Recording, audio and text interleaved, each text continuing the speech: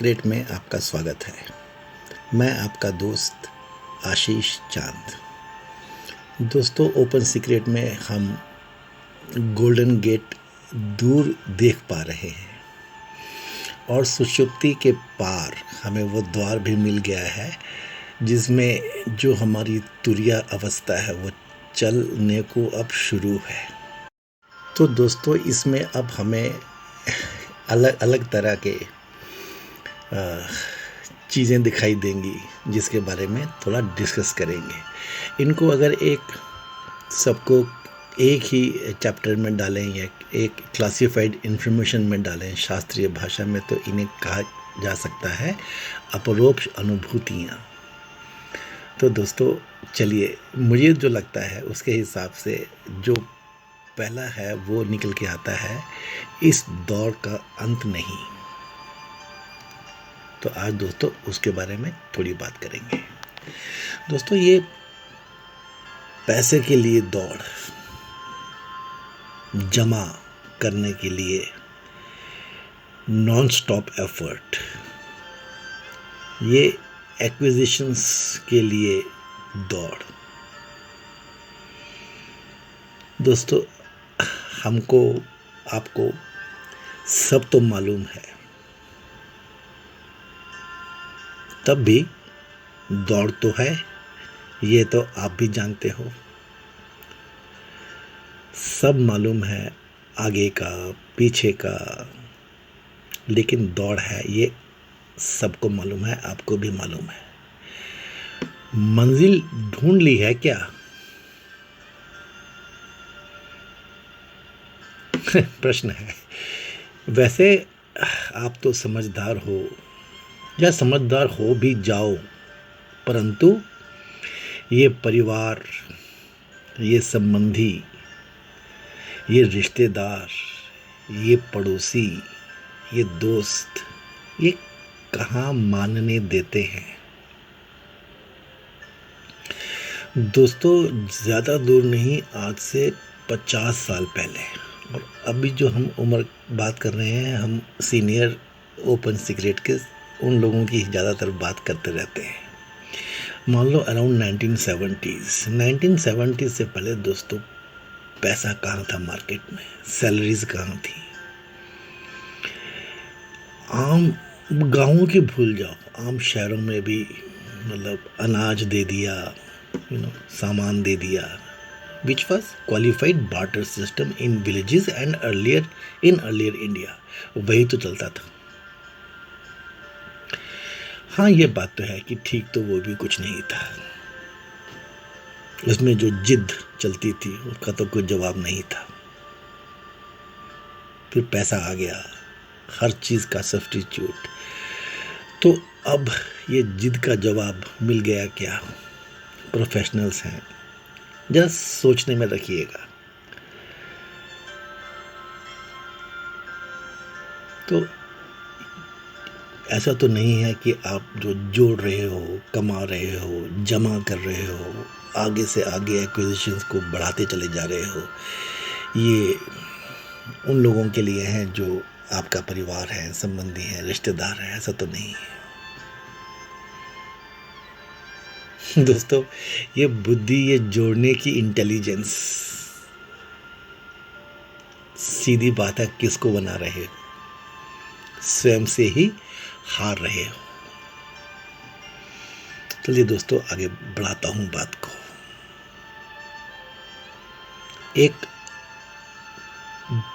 बूढ़ा कपल था, तो बूढ़े से सीधे सीधे ये बात निकल के आ गई कि उनके सारे जीवनचर्या के काम पूरे हो चुके थे। तो कपल था, बूढ़े थे, हस्बैंड वाइफ थे, ब्राह्मण कहने वाली बात है। अब तो वो जंगलों में लकड़ी बीन के लाते थे, पुरानी कहानी है दोस्तों, और उस लकड़ी को बेच के अपना गुजारा करते थे, खुश थे। भजन कीर्तन पूजन ऐसे ही उनका चलता था। एक बार बारिश पड़ी, बहुत दिन, 4 दिन घर से नहीं निकल पाए। अच्छा खासा फाका पड़ा, अच्छी खासी गरीबी तो थी ही, लेकिन वो एक दुनिया थी दोस्तों। निकले। जब बारिश बंद हुई और जब वो अपनी लकड़ी बीन के वापस आ रहे थे, तो जो हस्बैंड था वो थोड़ा थोड़ा आगे चल रहा था। तो उसने देखा कि एक पोटली पड़ी हुई है और उसमें से कुछ हीरे, गोल्ड कॉइन्स निकले बिखरे पड़े हैं। दोस्तों, उसने ये सोच के कि पीछे पीछे उसकी वाइफ चली आ रही है, वो देख लेगी तो लेडीज़ हैं, औरत है, उसका मन है विचलित हो गया, तो उसने फटाफट उस पोटली को धकेला रास्ते के बाहर और उस पर मिट्टी डालने लग पड़ा सब पे कि देखे ही ना उसकी वाइफ। इधर पीछे से उसकी वाइफ ने उसको देख ही लिया जब वो उसको छुपा रहा था। तो पंडित की वाइफ ने पूछा, ब्राह्मण की वाइफ ने पूछा, ब्राह्मण मतलब जो शिक्षित है, ऐसे मानिए जो आप लोग हैं, एक धारणा की बात है दोस्तों, है ना। उसने पूछा क्या, उसने देख लिया था, क्या था वो जो मिट्टी में छुपा रहे थे। तो झूठ तो कह सकते ही नहीं है। उस ब्राह्मण ने बताया कि ऐसे कुछ अशर्फियाँ सोने की और शायद कुछ हीरे भी थे पड़े हुए थे, मैंने छुपा दिए, सोचा ऐसा न हो कि तुम्हारा मन फिर जाए। तो उसकी पत्नी ने बोला, तुम्हें मिट्टी में मिट्टी मिलाते हुए शर्म नहीं आई? दोस्तों, पॉइंट इज वेरी सिंपल।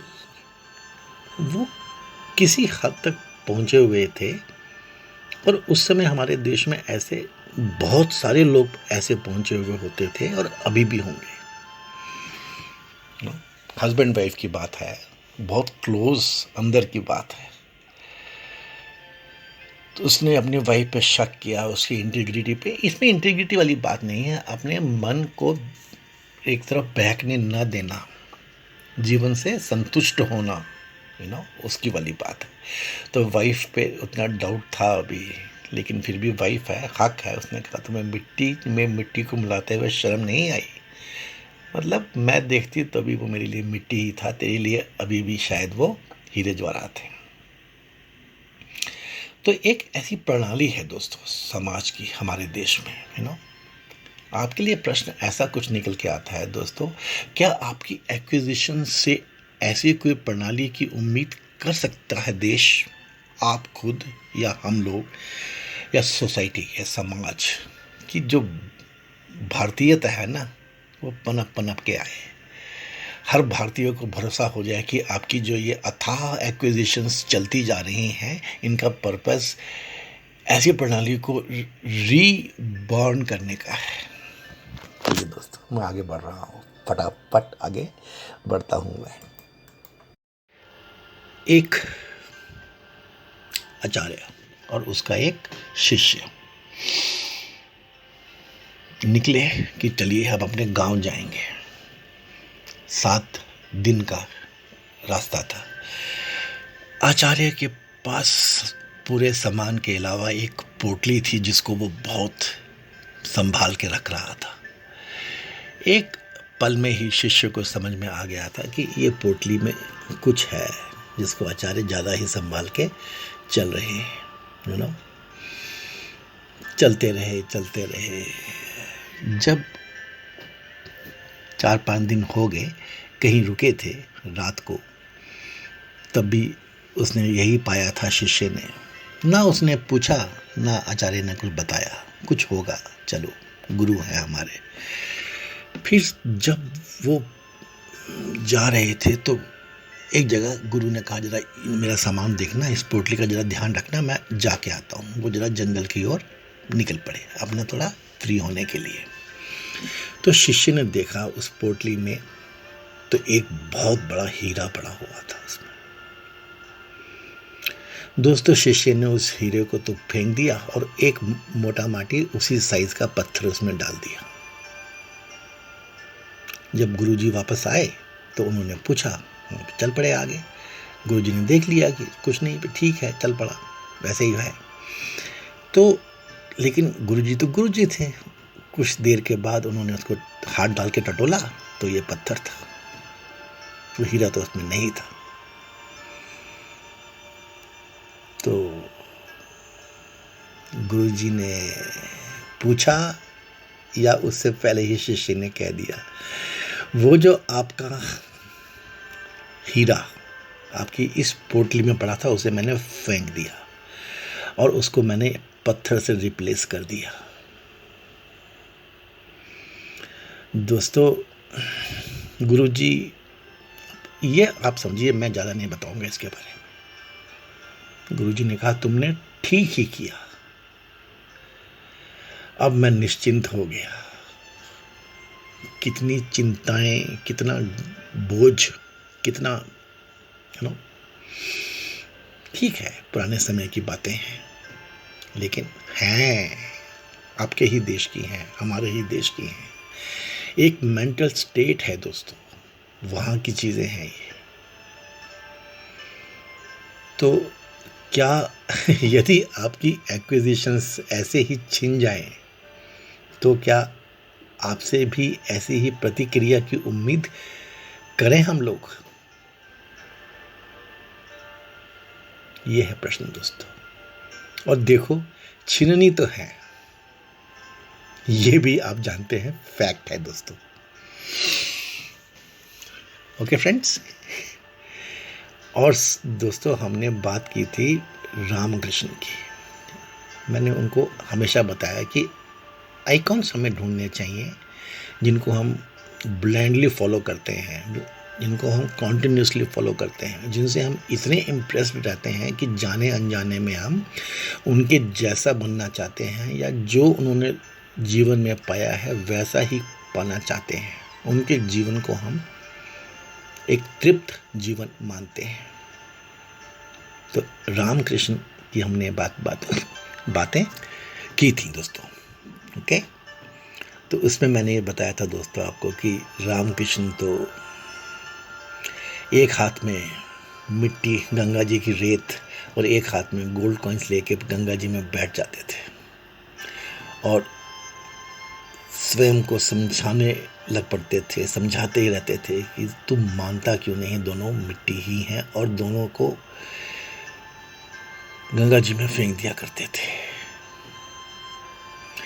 और जब एक बार राम कृष्ण जी की चादर मैली थी तो एक लाला जी ने उन्हें 10,000 रुपये देने चाहे तो वो तो रोने लग पड़े थे कि क्या कमी है मुझ में, अपने शिष्यों से, अपनी जगह, अपने मंदिर में, अपने भगवान से, अपने राजा से, सबके सामने क्या मैं कम्युनिकेट नहीं कर पा रहा हूँ कि मेरे को लोग पैसे देने लग पड़ते हैं। दोस्तों, ये तो एम्पैथी की बात है, ये 5वें घर के भी ऊपर की बात है, जब 5वें से 6वें में इंसान जाने ही वाला होता है। आपको मेरी बात साफ साफ समझ में आ रही होगी। हमने इस पर बहुत सारे वीडियोस किए हैं, हमने बॉडीज़ के ऊपर, इवोल्यूशन के ऊपर, ग्रोथ के ऊपर, स्टेबिलिटी के ऊपर बहुत वीडियोस किए हैं। तो दोस्तों, ये एक बात है, ये आपके स्पिरिचुअल हो जाने की बात है, 5वें घर में उतर जाने की बात है। रास्ता आप ढूंढ लेंगे, मैं तो सिर्फ दिखा रहा हूँ जो सुषुप्ति के बाद आपके तुरिया को दिखता है। कुछ कुछ तो दिखता है दोस्तों, शायद आपको भी कुछ कुछ दिखता ही होगा। चलो, आप और जमा करने में जुट जाओ। क्या आपकी ये सब एक्विजिशंस से ऐसी कोई प्रणाली की उम्मीद की जा सकती है कि हमारे देश में बहुत सारे रामकृष्ण पैदा हों?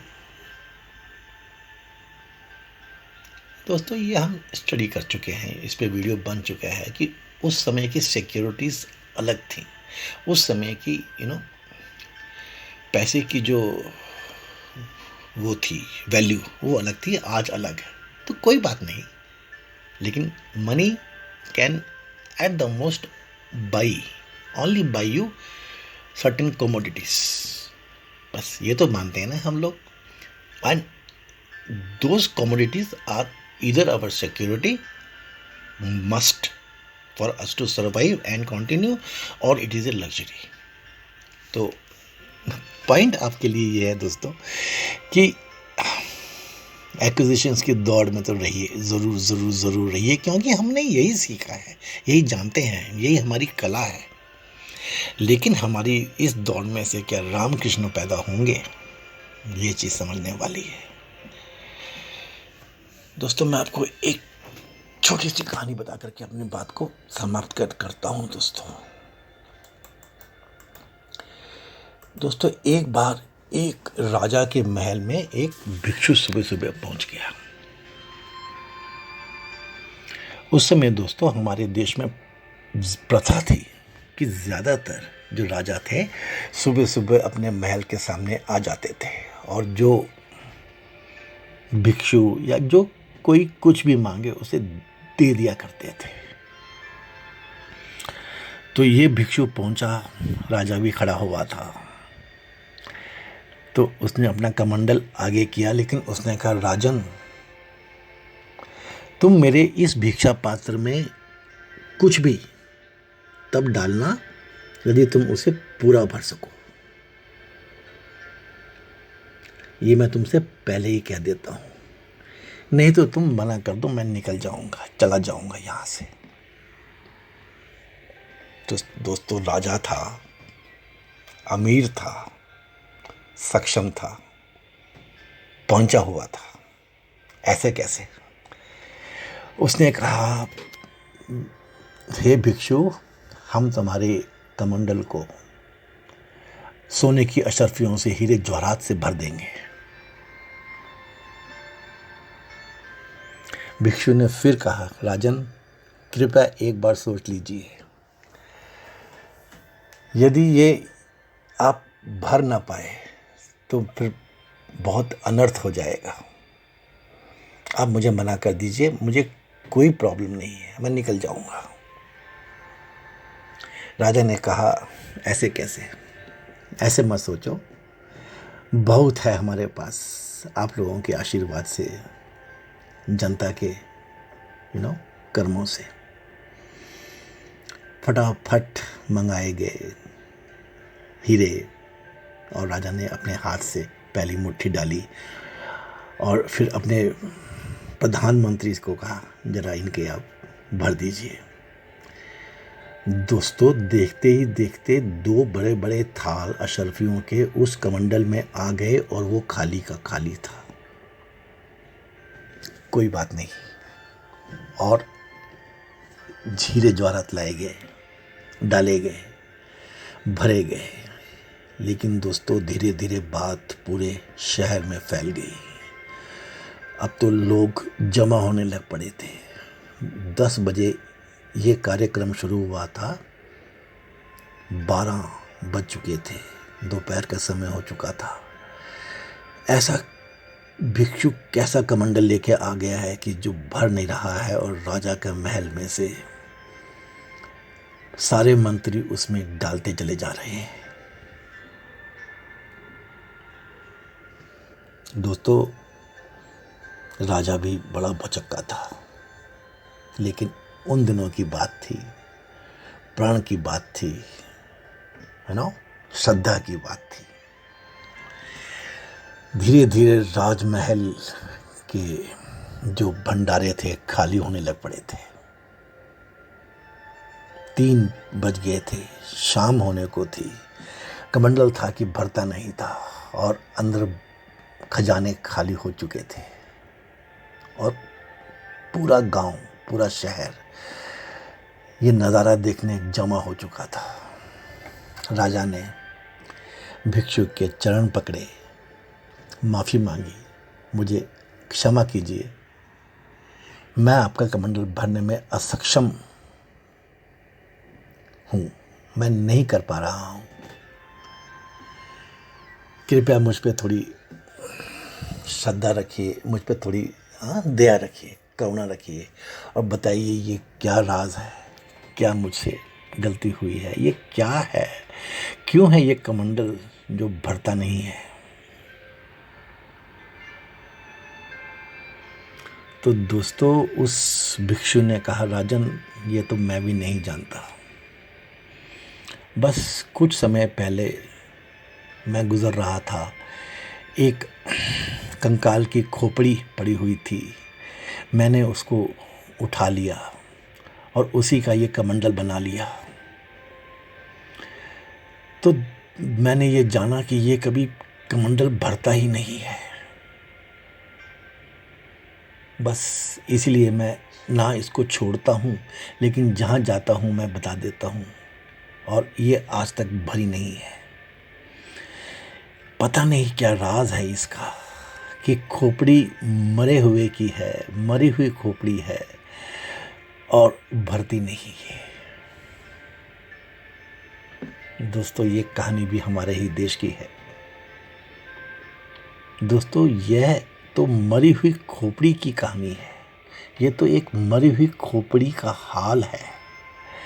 तुम अपने बारे में सोचो, अभी तो जीवित हो, खोपड़ी जीवित है और उल्टी पड़ी हुई है, ये तो कभी नहीं भर सकती दोस्तों, कभी नहीं भर सकती। मनुष्य की यह दौड़ दोस्तों कभी नहीं खत्म हो सकती, भरेगी तो नहीं, और दौड़ तो चलती रहेगी दोस्तों। तो दोस्तों इन छोटी छोटी कहानियों से और इस दृश्य से जो हमें ये ब्रह्म मार्ग पे चलने के पहले पहले ही दिख रहा है, समझा रहा है, हम भी समझ रहे हैं दोस्तों। तो दोस्तों ये जो है ना बैलेंस्ड सिचुएशन है, ये जो संतुलित अवस्था है, बैलेंस स्टेट आपके इक्विजिशंस की, ये तो आपको ढूंढनी ही है, और ये आप ढूंढ लेंगे दोस्तों, ढूंढते भी होंगे, ढूंढते ही होंगे, ऐसा कुछ भी नहीं है। भारतीय हैं, इंडियन प्रोफेशनल हैं हम लोग, लेकिन जो पॉइंट बहुत क्लियर है दोस्तों कि इस दौड़ का अंत नहीं, ये बात तो सच है, ये दौड़ है ही अंतहीन। तो हमें क्या करना है या तुम्हें क्या करना है दोस्तों? तुम्हें सिर्फ दौड़ का परिप्रेक्ष्य बदलना है। तुम्हें केवल इस अंतहीन दौड़ का संदर्भ बदलना है, वो जो तुम्हें सूटिंग हो, जो तुम्हें भाए। तुम्हें सिर्फ इस दौड़ का मीनिंग बदलना है, वो जो तुम्हारे लिए फायदेमंद हो, जो तुम्हें आनंद दिलवाए, जिस दौड़ पे दौड़ते दौड़ते तुम्हें ब्लिस, परमानंद मिले, हैप्पीनेस मिले, ये तुम्हें करना है दोस्तों, और ये तुम कर लोगे, इसमें मुझे एक पैसे का भी शक नहीं है। केवल बात करने जैसी बात है ये कि इस दौड़ का अंत नहीं। आशा करता हूँ आपको इस शॉर्ट वीडियो के कंटेंट्स अच्छे लगे होंगे। सिंपल हैं लेकिन मीनिंगफुल हैं, बहुत ज़रूरी है, रह रह के बार बार समझने के लायक हैं। Okay friends, thank you very much. May God be with us. May God bless us all. Thank you, friends.